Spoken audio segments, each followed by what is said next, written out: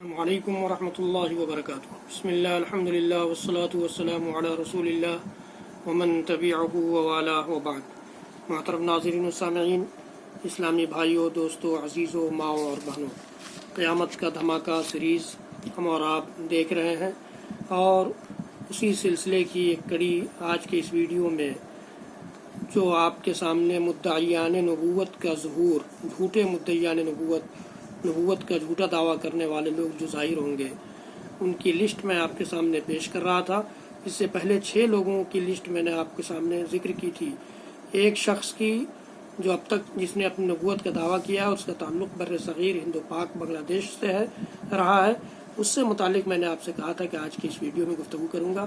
یہ شخص جس کا نام مرزا غلام احمد قادیانی تھا، یہ قادیان کا رہنے والا تھا، اور اس نے دعویٰ کیا کہ اس پر آسمان سے وحی نازل ہوتی ہے، اور اللہ تعالیٰ نے اس سے کہا ہے کہ تم 80 برس تک اس دنیا میں رہو گے، اور ایک اچھی خاصی تعداد تمہاری پیروکار ہوگی۔ لیکن علماء حق نے اس کا تعاقب کیا، اس کے خود ساختہ دلائل کا بھرپور جواب دیا، اور واضح کیا کہ وہ نبی نہیں ہے بلکہ جھوٹا ہے، کذاب ہے، دجال ہے۔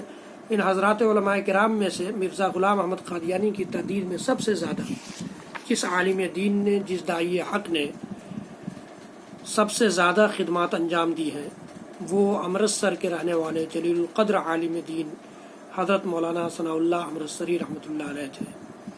وہ مرزا غلام احمد قادیانی کے سب سے شدید ناقد اور پیچھا کرنے والے تھے۔ 1326 یعنی 1908 میں غلام احمد قادیانی نے ثناء اللہ امرتسری رحمۃ اللہ علیہ کو مباہلے کا ایک چیلنج دیا، اور دعویٰ کیا کہ ہم دونوں میں سے جو جھوٹا ہوگا وہ سچے کی زندگی میں مر جائے گا۔ مرزا قادیانی نے دعا کی، یا اللہ، ہم دونوں میں سے جو جھوٹا ہو اسے سچے کی زندگی میں موت سے دوچار کر، اور اس پر طاعون کی ایسی بیماری مسلط فرما جو اس کی موت کا سبب بن جائے۔ اس دعا کے 1 برس بعد مرزا اپنی بددعا کا شکار ہو گیا۔ مرزا کا سسر بیان کرتا ہے کہ مرزا کا مرض جب بہت پڑ گیا تو اس نے مجھے نیند سے جگایا۔ میں اس کی طرف گیا اور دیکھا کہ وہ تکلیف کی شدت سے بے چین تھا، کراہ رہا تھا۔ اس نے مجھے مخاطب کرتے ہوئے کہا، مجھے حیضہ کی بیماری لگ گئی ہے۔ یہ اس کی آخری بات تھی، اور پھر وہ اس کے بعد کوئی واضح لفظ اپنی زبان سے ادا نہ کر سکا اور مر گیا۔ یہ چیلنج اس نے کیا تھا حضرت مولانا ثناء اللہ امرتسری رحمۃ اللہ علیہ کو۔ تو مولانا ثناء اللہ امرتسری رحمۃ اللہ علیہ کی زندگی میں ہی وہ حیضہ کی بیماری سے، جیسا کہ اس نے دعا بھی کی تھی، وہ خود فوت ہو گیا، جو بھی اس بات کی دلیل ہے کہ وہ جھوٹا اور مکار تھا، دجال تھا، لوگوں کو اپنی دجالیوں میں اور اپنے جھوٹ میں پھانسے ہوا تھا۔ حضرات گرامی، مولانا ثناء اللہ امرتسری رحمۃ اللہ علیہ رد مرزائیت میں اپنا پہلا رسالہ جو انہوں نے لکھا، الہامات مرزا جس کا نام رکھا، بڑی محنت سے لکھا، اور بڑے بڑے مصنفوں نے اس کی عبارات کی اپنی تصنیفوں میں نقل کی ہیں۔ اس کی عبارتوں کو اپنی تصنیفوں میں، اس کے پیراگرافز کو اپنی تصنیفوں میں نقل کی ہیں۔ پنجاب کے پیر صاحب گلرا نے سیف چشتیائی میں، اور حیدرآباد دکن کے مولانا انوار اللہ مرحوم نے افادۃ الافہام میں الہامات مرزا سے فائدہ حاصل کیا ہے۔ یہ طریقہ کلام مرزا صاحب قادیانی کو بڑا برا لگا، اور انہوں نے بحکم تنگ آمد بجنگ آمد مندرجہ ذیل اشتہار دیا۔ اس کے بعد ہی پھر اس نے خط لکھ کر کے علامہ ثناء اللہ امرتسری رحمۃ اللہ علیہ کو آگاہ کیا، اور بددعاؤں کا پرندہ لکھا، اور چیلنج کیا کہ ہم میں سے جو جھوٹا ہوگا وہ حیضہ سے مر جائے گا، یا طاعون سے مر جائے گا، کسی خطرناک بیماری سے مر جائے گا، کسی کے مارنے سے نہیں مرے گا۔ اس طرح سے اس نے خط لکھا۔ علامہ ثناء اللہ امرتسری رحمۃ اللہ علیہ نے اس کے خط کو بھی شائع کیا ہے۔